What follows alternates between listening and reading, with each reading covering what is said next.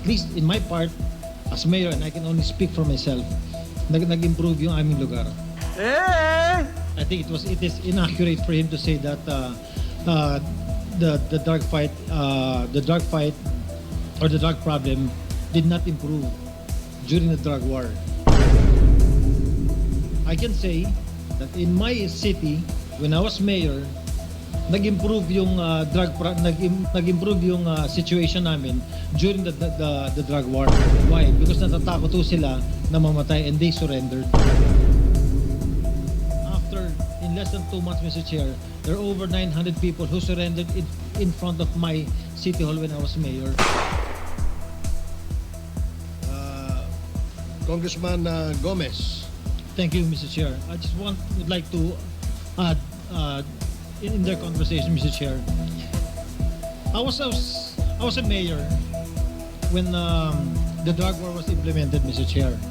And let me tell you, nasa lahat ng implementation sila against the fight against drugs. Hindi ka pwedeng lumapit sa drug pusher o sa drug lord na sabihin mo, pwede ho ba tumigil na ho kayo? Kasi lahat ito, all of these people, all of these personalities, they have firearms. Hindi mo pwede sabihin sa tumigil ka na. Ay babarili ka agad ng mga yan.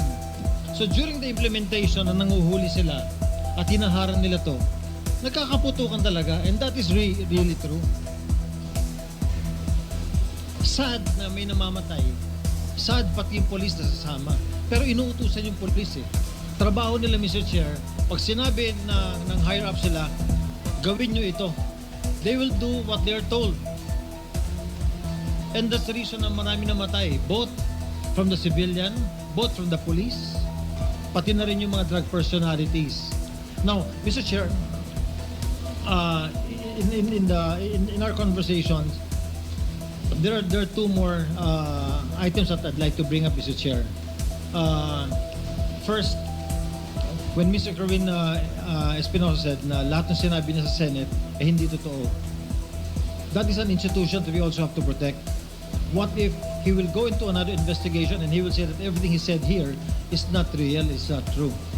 So, ano yung pinangahawakan natin lahat in both institutions of the Senate and the House? And second, it was Colonel Marcos who was head of the CIDG in Leyte at that time during the killing of the father of Kerwin Espinosa. And ang haba nung sinabi ni Kerwin, but we haven't heard yung side, Mr. Chair, ni Colonel Marcos kung ano yung masasabi ni Colonel Marcos regarding sa mga nangyari sa event nung pagkamatay ng father ni Kerwin Espinosa. So, Mr. Chair, will it be possible to hear aside from Colonel Marcos against sa sinabi ni Kerwin so that we can hear both sides?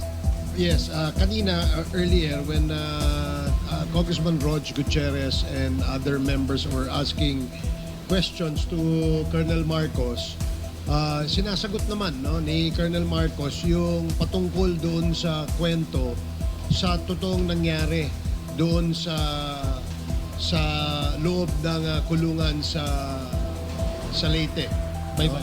And somehow he has already given some information to the committee as to kung ano naman yung side o yung version ng story on the side of Colonel Marcos. Yes. Earlier, may mga comments na dinagdag si Colonel Marcos, but we reminded him na hindi pa pwedeng sumobra yung kanyang sagot dun sa tanong na tinatanong ni Congressman Gutierrez, and we promised him that we will give him time later on before we shift to another topic para magkaroon din ng pagkakataon siya sa committee ito na magkwento o mas masagot yung mabigyan ng isang side o isang anggulo yung sinasabi naman ni Kerwin Espinosa.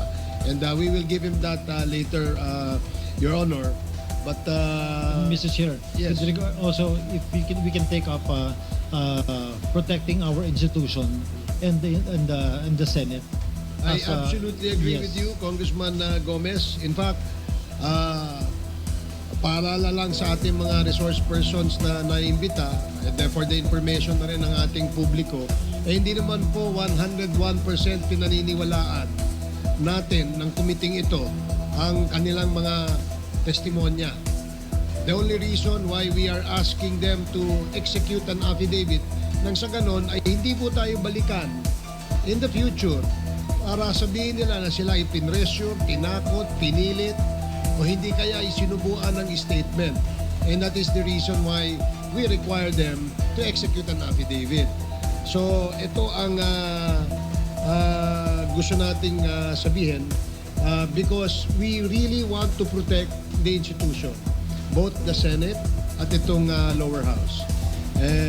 Dahil po tayo dito sa Quadcom, ang ating layunin, wala naman iba kundi ipalabas ang katotohanan. Kung meron man pong lumalabas na mga personalidad o pangalang na babanggit base sa mga testimonya o hindi kaya sa dokumentong isinasubmit sa atin, iyan po ay tinitimbang natin. Nang sa ganoon, pag tayo'y gumawa ng committee report, lahat po ng side ng kwento ay kasama ho sa ating committee report. Yes, Mr. Chair. And lastly, with regards to the statement of PDEA, I think it is inaccurate for him to say that the drug fight or the drug problem did not improve during the drug war. I can say that in my city, when I was mayor, nag-improve yung nag-improve yung situation namin during the drug war because yung police namin nagtrabaho talaga sila. As a matter of fact, during the course na marami silang hinuli, after in less than 2 months, Mr. Chair, there are over 900 people who surrendered in front of my city hall when I was mayor. Why? Because natatakot ho sila na mamatay and they surrendered. And because of that, the drug problem in Ormoc City bumaba talaga.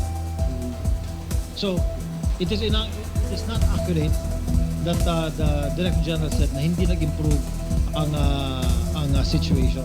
At least in my part, as mayor, and I can only speak for myself, nag-improve yung aming lugar. Yes. May we now ask PDEA to categorically state, no, is this the opinion of the Director General only, or this is the based on reports or facts that were gathered by the PDEA when you said that it did not improve? Your Honor, Mr. Chairman, the question that was asked was that with the passing away of Mayor Espinosa, did it have any effect in Albuera? That's why my answer was that as far as Albuera is concerned, we neither have any indication whether it diminished or it the drug campaign or the drug trafficking situation flourished. That was my answer, Your Honor. Okay. Does that satisfy Congressman Gomez? I'm good, Mr. Chair. Thank you. Thank you, DG. Thank you, DG. Thank you, Congressman Gomez. The next to interpellate is Congressman Paduano, the chair of the Committee on Public Accounts.